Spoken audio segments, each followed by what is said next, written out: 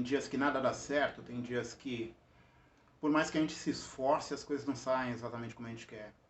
A gente observa pessoas menos qualificadas, menos preparadas que a gente, pessoas que se esforçaram menos, que se esforçam menos, que fazem menos, conseguindo resultados melhores.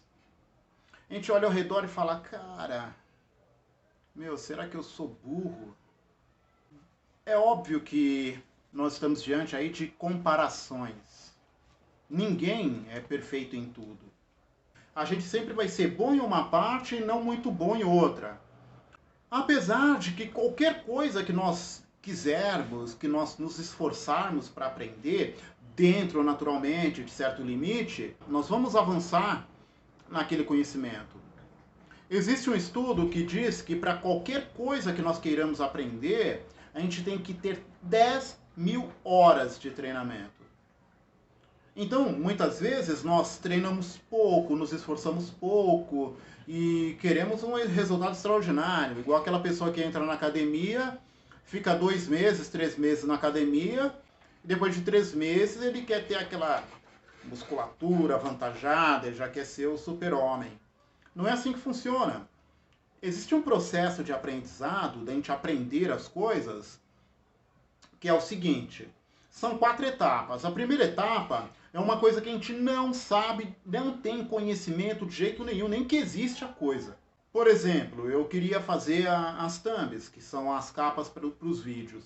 Eu não manjava nada disso, então eu tive que começar do zero.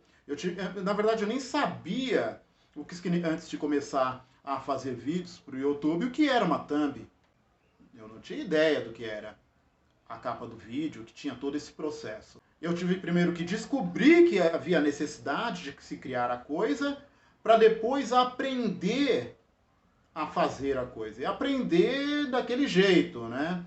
Quer dizer, ainda estou aprendendo a fazer, estou me aprimorando. Então, eu estava na primeira etapa do aprendizado. Qual é a primeira etapa do aprendizado? É o desconhecimento total, é a ignorância total. A gente não sabe e a gente nem sabe que aquilo existe. Depois que a gente tem o contato com o aprendizado, então não é uma questão que eu era burro, não é uma questão que eu era burro, era uma questão de que eu não tinha conhecimento nem que a coisa existia. Depois vem a segunda etapa. Eu sei que a coisa existe. Eu sei da necessidade de aprender a coisa, mas eu não tenho nenhum conhecimento e às vezes nem sei por onde começar. Se você tem dificuldades de fazer uma coisa que para outra pessoa parece fácil, não é que você seja burro. Você não é burro, você não é burra. E a gente se ofende muitas vezes, às vezes a gente faz uma coisa que não deveria ter feito, a gente diz uma palavra que não deveria ter dito na hora errada, a gente fala, meu Deus do céu, como eu sou burro, não deveria ter falado aquilo, não deveria ter agido daquela forma, eu poderia ter evitado aquela situação. Por que eu fui tão burro de fazer tal coisa, ou de confiar em tal pessoa, ou de agir dessa forma, ou daquela... Muitas vezes a gente não tinha a informação necessária para fazer aquela análise. Ou a gente estava tão envolvida com percepções e sentimentos, porque a mente da gente não é só racional. A mente da gente, o conhecimento que a gente adquire, ele vem uma parte emocional, uma parte de sentimentos e uma parte de raciocínio. Então, quando a gente muitas vezes se pega se chamando de burro, de idiota e etc., muitas vezes a gente está exagerando, a gente está se sentindo mal. E essa sensação ruim não é uma análise realmente factual do que ocorreu. Então a primeira etapa é o desconhecimento total de que algo existe ou de que eu preciso daquilo. A segunda etapa de entender, de aprender alguma coisa, é o primeiro contato que se tem. Por exemplo, eu treino um pouco de capoeira. Um pouco. A segunda etapa. Eu conheço a arte marcial, mas eu não a pratico. Então, a princípio, eu tenho aquela incompetência de não ter nenhum treinamento. Aí, a gente vai para a terceira etapa do processo, que é o começo de aprendizado, é aquele envolvimento, né? Vamos supor que eu estivesse começando a aprender capoeira, o professor, o instrutor ou o mestre ia me colocar para gingar, para colocar um pé na frente, outro atrás, um pé na frente, outro atrás, para eu pegar o ritmo. Isso começaria com o básico. Então eu ainda sou incompetente, eu já conheço aquela arte, eu já conheço aquele fundamento, eu já conheço aquilo que eu tenho que aprender, mas ainda estou aprendendo ainda e tudo é muito truncado, né? Por exemplo, eu estou aprendendo alguma coisa de matemática, o conceito para mim é novo, então eu vou pelo básico, eu vou, sabe, tudo é muito coordenadinho, não é uma coisa fluida. Por exemplo, aprender a dançar tem muito isso. Depois que a pessoa aprende a dançar, ela sai rodopiando, dança, se move. Agora, quando ela está aprendendo, ela quer saber onde está pisando, qual é a posição, qual é o movimento. É tudo muito marcadinho. Não está desenvolvido ainda. Então, é uma etapa em que tudo parece confuso, tudo parece não se encaixar, é um esforço muito grande para fazer coisas básicas. Aí você vê o pessoal fazendo aquilo com uma facilidade muito grande, e você fala, puxa, como eu sou burro, como é que eu não... mas ainda está num processo, numa etapa. A primeira etapa é o contato, é o desconhecimento total sobre a coisa. Eu não sei, nem sei que eu não sei. Nem sei se tenho necessidade de aprender aquilo.